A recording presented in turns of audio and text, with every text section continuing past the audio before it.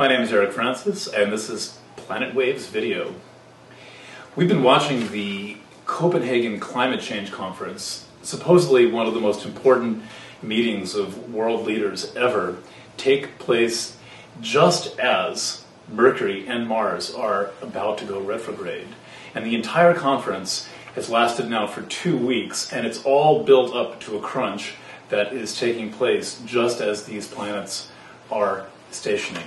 And we might wonder if this actually portends something not so positive coming out of this. And in the short run, that is probably true, that there's going to be a delay. It may not work out immediately as planned, and clearly there are lots of different interests that are competing for the small pie of how much carbon can be put into the atmosphere before the temperature goes up 3 degrees Celsius.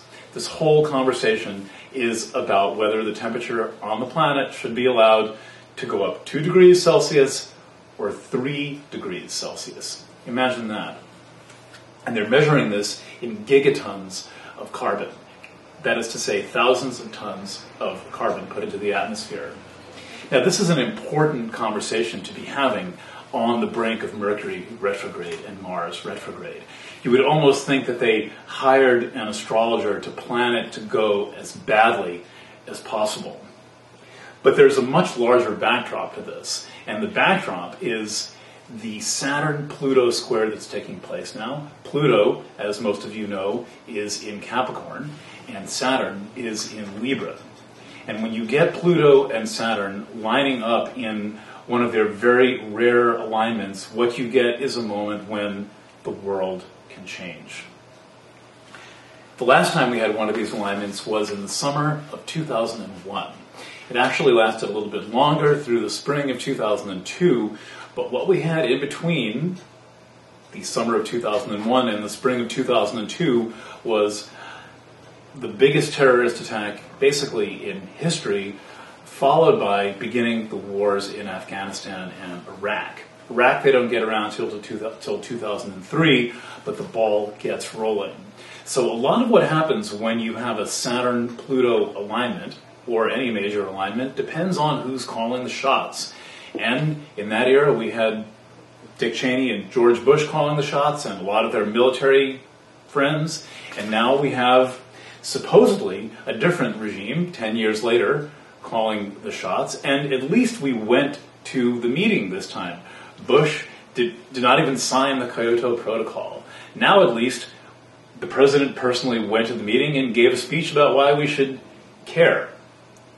And when you have something large like this happening, you can look for references in the big astrology. And the big astrology right now is a lot bigger than Mercury retrograde. It's a lot bigger than Mars retrograde. It's even bigger than the eclipses that are coming. The big astrology is the Saturn-Pluto square that's unfolding, that was exact last month for the first time, and then there's another episode in the early winter. But that is just a component in an even larger process that's taking place that is aligning with something called the Aries point. Now, I trust most of my readers are familiar with the concept of the Aries point, which is the first degree of Aries, which makes a kind of a cross. Imagine that you have the first degree of Aries here, and then you have 4 additional points on that cross. And what we're getting now is planets aligning at all 4 of those points, 2 of them covered by Saturn and Pluto. Then in the spring, we're going to get the alignment of Uranus and Jupiter in Aries, and there's a 4th point, a little bit more obscure, called Kronos in Saturn. So what we have is a grand cross on the cardinal points. And translating that into a very simple concept, it means that we get events in history where many people are affected. There are news events that seem to relate to us personally. We seem to feel a personal call to action to take part in the world, hopefully. Not everyone's feeling it, but then the astrology is nowhere near up to full strength. This alignment is what we are calling and thinking about as 2012. There's stuff with the Mayan calendar with 2012. There's stuff with other measurements that equals 2012. But in the Western method of reading the planets, we're talking about this Aries point alignment, which brings hundreds of millions of people into the picture, and many people individually will be feeling a calling. This has been warming up for a long time, and the dynamic that it establishes lasts for years before and it lasts for years after. But as it gets close to that point where the planets actually make their aspect, there's a kind of a bell that rings, and more people get involved, more people hear the message. Will there be enough? That's an important question. But the truth is, it does not really take that many people waking up, paying attention, and getting involved to create real change in the world.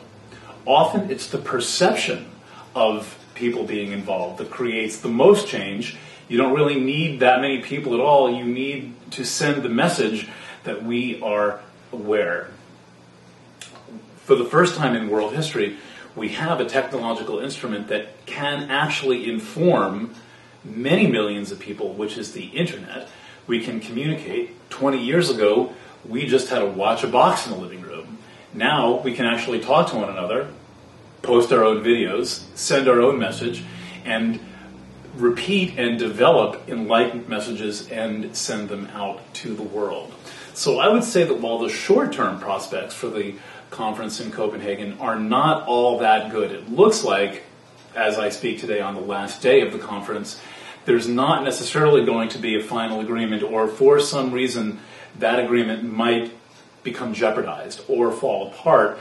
In the long run, the pieces are in place for there to be an actual wide-scale, highly diverse raising of awareness and an agreement that actually might get the job done. Remembering, we're only talking about 3 degrees Celsius or 2 degrees Celsius, but that difference is a lot of carbon, and fortunately we have a lot of planets lining up to help us out. My name's Eric Francis, and this is Planet Waves Video.